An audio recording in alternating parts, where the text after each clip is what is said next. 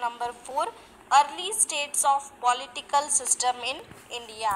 यहाँ पर इस चैप्टर में हम इंडिया का पॉलिटिकल सिस्टम जो एंशिएंट टाइम में ज़्यादातर ये पॉलिटिकल सिस्टम फॉलो होता था। अब पॉलिटिकल सिस्टम मतलब जो राजनीति का जो सिस्टम होता है उसको हम बोलते हैं पॉलिटिकल सिस्टम। आइए शुरू करते हैं ये चैप्टर को। We get information about the political system and institutions from Vedas, epics and Buddhist text। हम यहाँ पर जो पॉलिटिकल सिस्टम होते हैं या तो बोला जा सकता है कि राजनीति और संस्था के बारे में हम वेदास, एपिक्स, बुद्धिस्ट के टेक्स्ट है उसमें से इनके बारे में जानकारी ले सकते हैं। In the Rigvedic period or a Vedic period, the form of statehood was similar to that of काबिलाई रूल। क्या बताया हुआ है कि ऋग्वेदिक पीरियड या तो वैदिक पीरियड में जो स्टेटहुड का जो फॉर्म था वो सिमिलर था काबिलाई रूल के तरह ही। Its head was Rajanya. काबिलाई रूल के टाइम पे उनका हेड कौन था? राजन्य। Who was to be elected, जो इलेक्टेड थे। Political organization like sabha and samiti existed. Political जो संस्थाएं थी, राजनीतिक जो संस्थाएं थी जैसे कि सभा और समिति उस दौरान भी थी। This community was called wish. ये कम्युनिटी को विश के नाम से भी वेल नोन थी। Afterwards different types of political system were implemented in India. उसके बाद अलग अलग पॉलिटिकल सिस्टम्स भी हमारे इंडिया में इम्प्लीमेंट होती गई, लागू होती गई। मूविंग फॉरवर्ड, मीनिंग ऑफ जनपद। About 1000 BC, the earlier states of different clans were established in Punjab and the Ganges river area. These were called जनपद। तकरीबन 1000 साल पहले जो अलग अलग क्लैंस मतलब कुल या तो ग्रुप बोल सकते हैं, अलग अलग ग्रुप या तो क्लैंस मतलब कुल, तो अलग अलग कुल या तो अलग अलग ग्रुप के पीपल पंजाब और गंगा रिवर के एरिया के वहाँ पर स्थापित हुए थे। इनको हम बोलते हैं जनपद। जनपद वॉज द एरिया और place of a persons habited. जनपद एक एरिया या तो एक प्लेस है जहाँ पर लोग या तो पीपल रहते हैं या तो उन्होंने अपना बसेरा किया हुआ, उसको हम बोलते हैं जनपद।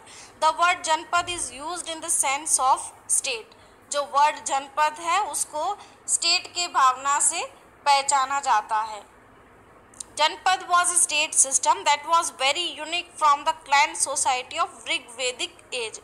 जनपद एक ऐसा स्टेट सिस्टम था जो सबसे यूनिक, सबसे अलग था। किसके कंपेयर में? ऋग्वेदिक एज के कंपेयर में।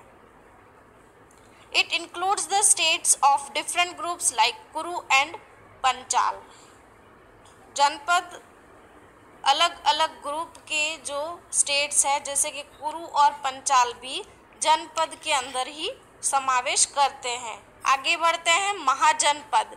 Around 6th century about 16 mahajanapads have been found in India. लगभग 6th century के आसपास 16 महाजनपद है वो पाए गए इंडिया में। Some of these mahajanapadas were republics while some were monarchy type of states। अब महाजनपद क्या होता है कि वो जनपद से बड़ा होता है, मतलब बोला जा सकता है huge amount of people are included in mahajanapad. महाजनपद मतलब बहुत बड़ा ग्रुप होता है, या तो शायद हम बोल सकते हैं उसका based on highest area of population in area region, या तो एक स्टेट। सिंपल वे में बोला जा सकता है एक स्टेट भी हो सकता है। तो महाजनपद के अंदर दो टाइप के स्टेट्स नज़र आ रहे थे। एक तो है रिपब्लिक मतलब गणराज्य भी बोल सकते हैं, और दूसरा है monarchy type of states. Monarchy मतलब बोला जा सकता है मोनार्की का अगर मैं सिंपल मीनिंग बताऊं तो मोनार्की मतलब ऐसा पॉलिटिकल सिस्टम जहां पर किंग रूल करता है, जो राजा होता है वही रूल करता है और राजा का ही डिसीजन ध्यान में लिया जाता है। जबकि रिपब्लिक में क्या होता है, गणराज्य जिसको हम बोलते हैं, गणराज्य मतलब, रिपब्लिक मतलब क्या होता है कि वहाँ पर जो लोकशाही जिसको हम बोल सकते हैं लोगों का चलता है, वहाँ पर लोग जो रिप्रेजेंटेटिव को इलेक्ट करते हैं या तो लोग जो डिसीजन लेते हैं वही किंग को अग्री होकर वही चीज़ करनी होती है। These mahajanapadas are outlined in the following tables. ये जो 16 महाजनपद्स है वो आपको इस टेबल में आप देख पाएंगे।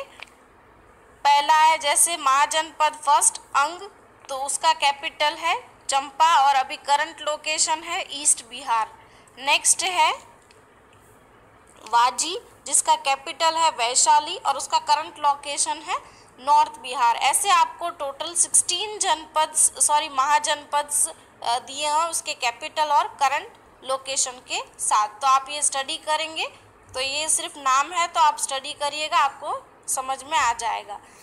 Moving forward, according to the book Anguttara Nikaya written in Pali language, there were 16 mahajanapads in post Vedic period। एक बुक का नाम है अंगोत्तरा निकाया। ये बुक है जो पाली लैंग्वेज में लिखी हुई है, जहाँ पर मेंशन किया हुआ है 16 janapadas in post Vedic period. Some of the important tribes are shown in the map. ऐसे ही जो इम्पोर्टेंट मेजर ट्राइब्स है वो आपको मैप में दिखाए गए हैं। ये मेजर जनपद्स, महाजनपद्स और सिटीज़ के बारे में ये पूरा मैप के अंदर है। जहाँ पर भी आपको इस मैप में रेड कलर बोल्ड मार्क दिया हुआ है वो एंशिएंट सिटी है और जो डॉटेड लाइन दी हुई है वो आपका है करंट बाउंड्री ऑफ इंडिया। ये आप मैप स्टडी करिएगा। मूविंग फॉरवर्ड, ये जो है मैप महाजनपद और टाउन्स के रिलेटेड था। आगे बढ़ते हैं मोनार्की, जो मैंने आपको इसका मीनिंग प्रीवियसली एक्सप्लेन कर दिया है, वापस से इसी के बारे में स्टडी कर लेते हैं डिटेल में। Monarchy state system, the state in which the king was chief was called monarchy. ऐसा स्टेट जहाँ पर किंग है, या तो जो रूलर है या तो जो शासक है उसका रोल इम्पॉर्टेंट है, उसको हम बोलते हैं मोनार्की। मतलब जहाँ पर किंग का रूल महत्व का रहता है। Among the mahajanapads of this time there was a competition for power which mainly consist of 4 powerful states, Magadha, Kosala, Vatsa, Avanti, in which Magadha eventually became famous as a powerful states। उस टाइम में महाजनपद्स में कंपटीशन हुआ करती थी और कंपटीशन किसके रिलेटेड थी, कौन सा पावरफुल स्टेट है। उनमें से ज़्यादातर जो 4 पावरफुल स्टेट्स है वो ध्यान में आए हैं, जैसे कि मगध, कौशल, वत्सा, अवंती, इन विच, और उनमें से मगध जो है वो सबसे पावरफुल स्टेट माना जाता था। आइए स्टडी करते हैं मगध के बारे में। मगध एक स्टेट का नाम है। At the time of Buddha in monarchy state system Magadha became powerful mahajanapad. ऐसे यहाँ पर पावर लिखा है, there is a mistake, powerful mahajanapad. 3 powerful dynasties ruled over Magadha. Buddha के टाइम पे मोनार्की सिस्टम चलता था, जहाँ पर मगध जो है वो सबसे पावरफुल महाजनपद माना जाता था। साथ ही साथ मगध पर 3 पावरफुल डायनेस्टीज रूल करती थी। तो पहला है हरियाणा डायनेस्टी।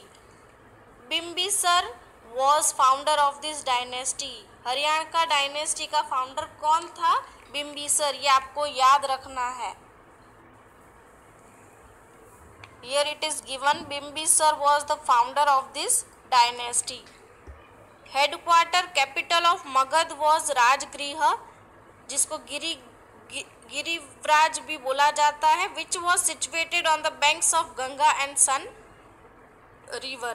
So जो हेडक्वार्टर है मगध का या तो कैपिटल है वो क्या है, राजगृह है, जो सिचुएटेड है, जो कहाँ पर है, banks of river Ganga and Son river.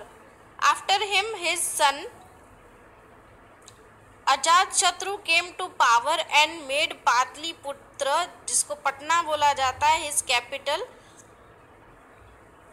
अब बिम्बिसार के रूलिंग पीरियड के बाद उसका बेटा या तो उनके बेटे अजात शत्रु, उन्होंने वो राजगद्दी को संभाला और जो पाटलिपुत्र जो है पटना में आया हुआ है उसको उन्होंने संभाला हुआ है।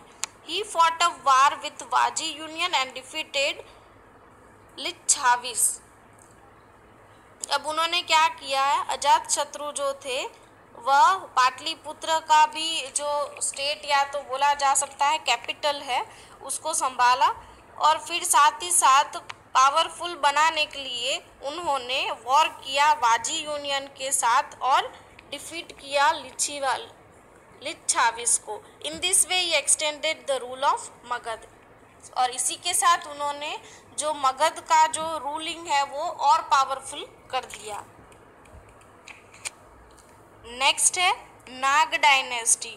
तो Naga dynasty came to power after Haryanka dynasty. Naga dynasty जो है वो हरियाणा डायनेस्टी के बाद उनका रूलिंग शुरू हुआ, which includes king named Shishunaga who was associated with Buddhist religion. जो नाग डायनेस्टी है उनमें जो किंग थे जिनका नाम था शिशुनाग, वो बुद्धिस्ट रिलीजन से कनेक्टेड थे या तो एसोसिएटेड थे। नेक्स्ट है नंद डायनेस्टी। मगध के अंदर 3 डायनेस्टीज ने रूल किए थे। पहला हमने डिस्कस कर लिया Haryana dynasty, second Nag dynasty and third is Nand dynasty. Nand dynasty established bye Mahapadmananda was the most powerful. Nand dynasty को इस्टेब्लिश किसने किया था? महापद्मानंद ने, जो बहुत ही पावरफुल थे। Mahapadmananda is considered to be the first Indian emperor. Mahapadmananda जो थे वो फर्स्ट एम्परर के रूप में माने जाते थे। During his time Magadh had become the most powerful state of India. उनके रूलिंग के टाइम पे मगध जो स्टेट है वो बहुत ही पावरफुल स्टेट कंसिडर किया जाता था इंडिया का। At the time of Alexander's invasion on India, Magad was ruled by king named Dhananand of Nand dynasty. Alexander के इन्वेशन के बाद मगध जो था वो मगध को रूल कौन कर रहा था? धनानंद ऑफ